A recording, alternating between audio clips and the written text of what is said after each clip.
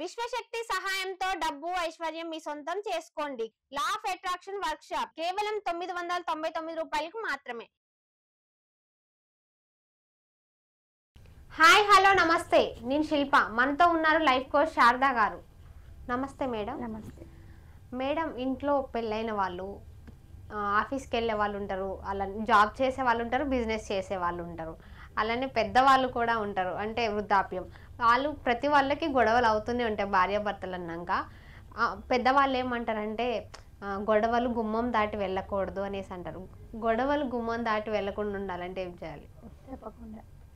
ఎందుకంటే నవ్వే days generation బాగా మారిపోయింది. మన పూర్వకాలంలో పెద్దవాళ్ళు కూడా గొడవ పడేవాళ్ళు, అప్పుడప్పుడు గొడవ పడేవాళ్ళు. కానీ వాళ్ళు ఎంత గొడవ పడ్డా మళ్ళీ రాజీ పడిపోయేవాళ్ళు. ఇప్పుడు ఫెసిలిటీస్ ఎక్కువైపోయాయి. ఆడవాళ్ళకి కానివ్వండి, మగవాళ్ళకి కానివ్వండి, సంపాదించే విధి విధానాలు వేరైపోయాయి. ఇండివిజువాలిటీ ఎక్కువైపోయింది, ఫ్రీడమ్ ఎక్కువైపోయింది. కాబట్టి ఇక్కడ పేరెంట్స్ సపోర్ట్స్ ఎక్కువ ఉంటున్నాయి, ఇక్కడ ఫ్రెండ్స్ సపోర్ట్స్ ఎక్కువ ఉంటున్నాయి.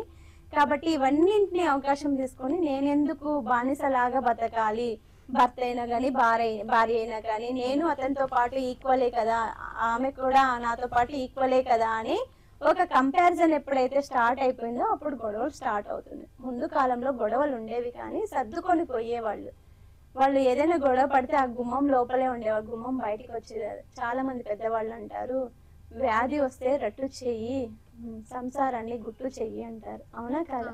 ఒక వ్యాధి జబ్బు పడ్డాము, మనం మంచాన్ని పడ్డామంటే 10 మందికి చెప్పాలి. ఎందుకు అంటే 10 మంది 10 రకాలైనటువంటి వైద్యుల్ని సూచిస్తూ ఉంటారు. అదే మన ఇంట్లో ఏదైనా గొడవ వచ్చింది అని మనం ఎవరినైనా షేర్ చేసుకున్నామంటే అది స్ప్రెడ్ అయ్యి మొత్తం మన దగ్గరికి వచ్చి ఇలా స్ప్రెడ్ అయ్యింది, ఇలా జరుగుతుంది, గొడవలు ఇలా అవుతున్నాయి అని 10 మందికి వెళ్ళి మళ్ళీ మన దగ్గరకు వస్తుంది.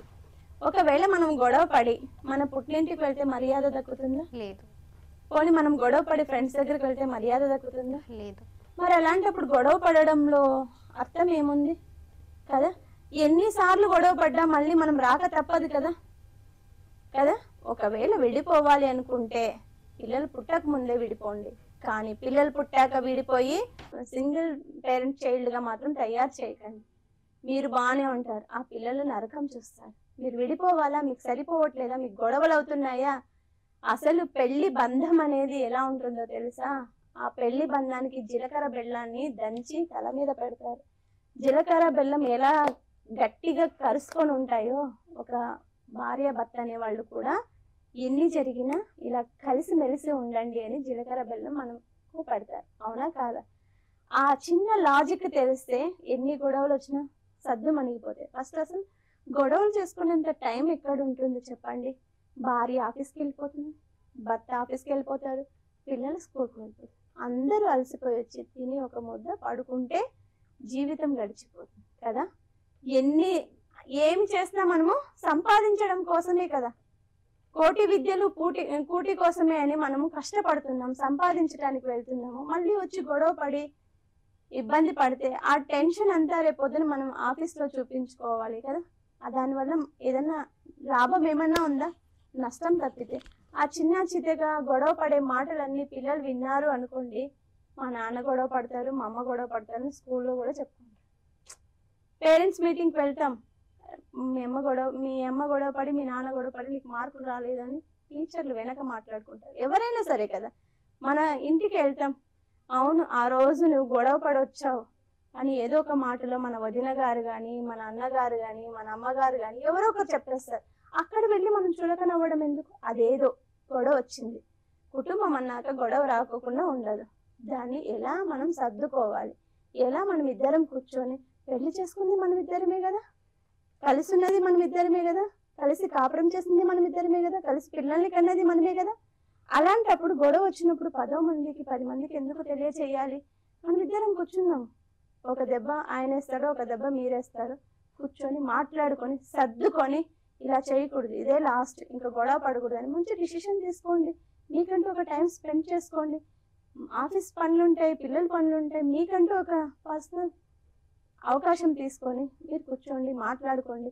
ఇలా చేస్తే మనకి ఇది నష్టం తప్పితే లాభం లేదని ఒకరికొకరు అండర్స్టాండింగ్ చేసుకుంటే వైఫ్ అండ్ హస్బెండ్కే కాదు, ముసలోళ్ళకే కాదు, పెద్దలకే కాదు, గొడవలు రావు. ఊరికి కీచులాడుకుంటారు. ఏమి పని పాట ఉండదు చూడండి, కూర్చుంటారు ఎదురు బెదురు కూర్చొని, నువ్వు ఇట్లా, నేను ఇట్లా, అది ఇట్లా, అది ఇట్లా. సరే ఇలా నెగిటివ్ మాటలు వస్తున్నాయంటే మనం అక్కడ నుంచి లేచి వెళ్ళిపోవాలి, మన పని మనం చేసుకోవాలి. ఎంతసేపు వాగుతారు?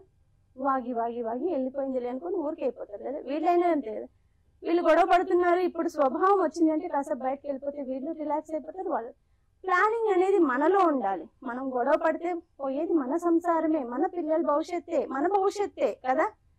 ఇంకా ఎవరెవరు గొడవ పడతారా, మేము సినిమా చూద్దామా అని మన బంధువర్గాలందరూ ఉంటారు, విడపరిచేసి వాళ్ళ పాప ఇట్లా, వాళ్ళ కొడుకు ఇట్లా అనే వాళ్ళే తప్పితే మనల్ని ఎవరైనా బాగా ఉండండి నాయన, కలిసి ఉండండి నాయన, 100కో 1 ఒకరే ఉంటారు. ఇలాంటి సొసైటీలో మనం ఎలా ఉండాలి, ఎలా బతకాలి, ఎలా అన్యోన్యంగా మనం ప్లాట్ఫామ్ ఏర్పాటు చేసుకోవాలనేది మన చేతుల్లో ఉంది. మన చేయి తీసుకెళ్ళి వేరే వాళ్ళ చేతుల్లో ఇచ్చాము అనుకోండి, ఏమంటారు కదా, చేయి కాలాక ఇస్తరాకు పట్టుకున్నట్టు కదా. చేయి కాలినప్పుడు ఇస్తరాకు పట్టుకొని ఏం ప్రయోజనం? అది కాలకు ముందే మనం జాగ్రత్త పడ్డాము అనుకో, యువతను మనం మాటలు అనిపించుకోవాల్సిన అవసరం లేదు. వైఫ్ అండ్ హస్బెండ్ అనేది ఎంతో అపరూపమైన జీవితం. ఆ జీవితాన్ని సంతోషంగా గడపాలి.